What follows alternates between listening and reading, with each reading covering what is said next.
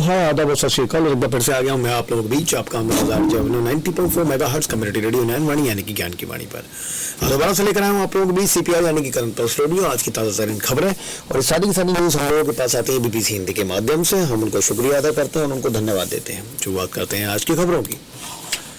10 साल बाद जम्मू कश्मीर में हो रहे विधानसभा चुनाव में क्या भारतीय जनता पार्टी चुनौतियों का सामना कर रही है। जम्मू जहां बीजेपी अपेक्षाकृत बेहतर प्रदर्शन करने की उम्मीद कर रही है, वहां पार्टी के अंदर असंतोष की खबरें हैं। वहीं कश्मीर घाटी की 47 सीटों पर बीजेपी ने सिर्फ 19 उम्मीदवार ही खड़े किए हैं, यानी 28 सीटों पर बीजेपी ने उम्मीदवार ही नहीं उतारे हैं। ऐसे में सवाल उठ रहे हैं कि क्या भारतीय जनता पार्टी जम्मू कश्मीर में अलोकप्रिय हुई है। कश्मीर में बीजेपी क्या नाउम्मीद है। प्रधानमंत्री नरेंद्र मोदी जी गृह मंत्री अमित शाह से लेकर पार्टी के कई बड़े नेताओं ने दावा किया था कि अनुच्छेद 370 हटने के बाद से क्षेत्र में पहले की तुलना में शांति और कश्मीर घाटी के लोगों का भी सरकार और भारतीय जनता पार्टी में भरोसा बढ़ा है। लेकिन लोकसभा चुनाव में बीजेपी का कश्मीर में उम्मीदवार नहीं उतारना और फिर विधानसभा चुनाव में आधी से भी कम सीटों पर उम्मीदवार खड़े करने से सवाल उठ रहे हैं। रविवार का दिन सुबह के 10:30 बज रहे हैं। दक्षिण कश्मीर के जिला अनंतनाग की एक सीट पर भारतीय जनता पार्टी के टिकट पर चुनाव लड़ रहे रफीक वानी ने अपने कार्यकर्ताओं के साथ चुनाव की रणनीति बना रहे हैं। थोड़ी देर बाद उनको चुनाव प्रचार के लिए निकलना है। फिर दोपहर 12 बजे सख्त सुरक्षा के घेरे में वो 15 गाड़ियों के काफिले के साथ चुनावी रैलियों के लिए निकल पड़ते हैं। ये चुनावी रैली निपुरा इलाके में हो रही थी। तमाम कोशिश के बावजूद रैली स्थल पर चंद महिलाओं समेत लगभग 300 लोग पहुंचे थे। रफीक वानी उन चंद उम्मीदवारों से जो भारतीय जनता पार्टी के टिकट पर चुनाव में किस्मत आजमा रहे हैं। कश्मीर में भारतीय जनता पार्टी के एक सीनियर नेता ने नाम बताने की शर्त पर कहा कि एक तो हम चुनाव जीतते नहीं हैं और फिर पार्टी की तरफ से भी एक तरह से ताना दिया जाता है कि आपको टिकट दिया गया था लेकिन आप चुनाव जीत नहीं सके। इसलिए पार्टी ने इस बार तय किया कि हम उन सीटों पर उम्मीदवार उतारेंगे ही नहीं जहां हमारी हालत बहुत कमजोर है। 2024 के लोकसभा चुनाव में भी बीजेपी ने कश्मीर घाटी में उम्मीदवार नहीं उतारे थे और सिर्फ जम्मू में उम्मीदवार उतारे थे। जम्मू की दोनों ही लोकसभा सीटों पर बीजेपी को जीत मिली थी। 2019 में जम्मू कश्मीर को विशेष दर्जा देने वाले संविधान के अनुच्छेद 370 को मोदी सरकार ने समाप्त कर दिया था। उसके बाद कश्मीर घाटी में लंबे समय तक विरोध प्रदर्शनों का दौर चला था। हड़तालें हुई थी और कई जगहों पर आंदोलनकारियों को काबू में करने के लिए सुरक्षा बलों पर बल प्रयोग करने के आरोप लगे थे।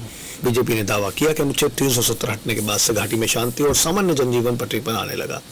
सरकार ने यह भी दावा किया कि इसके बाद से घाटी में चरमपंथी घटनाओं में कमी आई और लोग मुख्यधारा में लौटने लगे। प्रधानमंत्री नरेंद्र मोदी ने भी इसी साल मार्च में श्रीनगर में एक रैली की थी। लेकिन घाटी में बीजेपी की लोकप्रियता का अंदाजा इसी से लगाया जा सकता है कि या तो उसे उम्मीदवार नहीं मिल रहे या उम्मीदवार उतारना उचित नहीं लग रहा है। वरिष्ठ पत्रकार और विश्लेषक तारिक भट्ट कहते हैं कि कश्मीर में भारतीय जनता पार्टी का मुकाबला यहाँ की क्षेत्रीय पार्टियों से है जिन्होंने दशकों से यहाँ काम करके लोगों के बीच अपनी पैठ बनाई है। बीजेपी के लिए यहाँ पर उससे मुकाबला कर जीतना बहुत मुश्किल होगा। तारिक कहते हैं कि बीजेपी ने अनुच्छेद 370 खत्म कर देश के बाकी हिस्सों में खास किस्म का नैरेटिव जरूर सेट किया। बीजेपी ने देश के बाकी हिस्सों में जरूर लोगों को समझाने की कोशिश की कि 370 हटते ही कश्मीर के सारे मसले हल हो गए और वहां के लोग अब भारत सरकार के साथ हैं। कहा जा रहा है कि कांग्रेस और नेशनल कॉन्फ्रेंस के गठबंधन ने भी कश्मीर में भारतीय जनता पार्टी की मुश्किलें बढ़ा दी हैं। तारिक कहते हैं कांग्रेस और नेशनल कॉन्फ्रेंस के चुनावी गठबंधन से कश्मीर में बीजेपी विरोधी लहर और भी बढ़ गई है। वैसे भी कश्मीर में बीजेपी के लिए कोई खास माहौल नहीं था। अनुच्छेद 370 हटने के बाद से जो लोग गुस्से में थे उन्हें कांग्रेस नेशनल कॉन्फ्रेंस गठबंधन के तौर पर एक विकल्प मिल गया है। बीजेपी के लिए सबसे बड़ी चुनौती है अपने नैरेटिव को लोगों तक पहुंचाना। बीजेपी का जवाब। लेकिन भारतीय जनता पार्टी लगातार दावा कर रही है कि कश्मीर घाटी में लोग उससे जुड़ रहे हैं। 28 सीटों पर उम्मीदवार न उतारे जाने के जवाब में बीजेपी के जम्मू कश्मीर प्रवक्ता अल्ताफ ठाकुर कहते हैं कि ये चुनाव हमारे लिए टेस्ट है। अगर हमें आज कामयाबी मिलती है तो आगे से उम्मीदवारों को मैदान में उतारेंगे। वैसे भी हमें उम्मीद है कि कश्मीर घाटी में कमल खिलेगा और कम से कम हम 7 सीटों पर जीत हासिल कर सकते हैं। वो दावा करते हैं कि कम उम्मीदवार उतारना पार्टी की मजबूरी नहीं बल्कि रणनीति है। अल्ताफ ठाकुर कहते हैं कि देश के दूसरे हिस्सों में भी हमने कई जगहों पर उम्मीदवार नहीं उतारे। हमने समान विचारधारा के दूसरे दलों से गठबंधन किया। यहाँ भी हमारी ताकत जहाँ जहाँ है वहाँ हमने उम्मीदवार उतारे। हालांकि ठाकुर स्वीकार करते हैं कि जम्मू बीजेपी का गढ़ है लेकिन वो कश्मीर में भी अच्छे प्रदर्शन की उम्मीद जता रहे हैं। अल्ताफ ये भी संकेत देते हैं कि पार्टी को अगर अकेले बहुमत नहीं मिलता है तो वो समान विचारधारा के दलों के साथ गठबंधन कर सकती है, लेकिन वो दल कौन से होंगे इसका जवाब नहीं दे पाए। जम्मू में बीजेपी की चुनौतियां। केंद्रीय गृह मंत्री अमित शाह ने जम्मू में ही पार्टी का घोषणा पत्र जारी किया था। जम्मू कश्मीर विधानसभा की 90 में से 43 सीटें जम्मू में हैं। जम्मू ही भारतीय जनता पार्टी का असल वोट बैंक समझा जाता है, जहां हिंदुओं की अच्छी खासी आबादी है। हालांकि इस बार बीजेपी ने जम्मू के पीर पंजाल में भी कई मुसलमान उम्मीदवारों को टिकट दिया है। पीर पंजाल मुस्लिम बहुत इलाका है।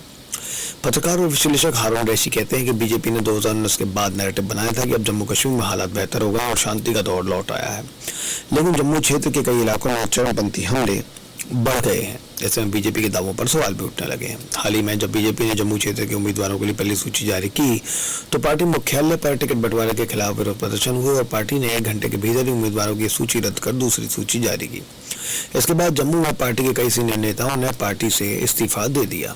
ऐसे में ही जम्मू के एक सीनियर बीजेपी नेता ने नाम न बताने की शर्त पर बीबीसी से कहा, मुझे भी इस बार नजरअंदाज किया गया और मेरी एक जगह दूसरे उम्मीदवार को टिकट दिया गया। टिकट बंटवारे से मेरे कार्यकर्ता भी नाखुश हैं। अल्ताफ ठाकुर कहते हैं, हर चुनाव में हर पार्टी के अंदर ऐसा होता है, ये सिर्फ बीजेपी की बात नहीं है।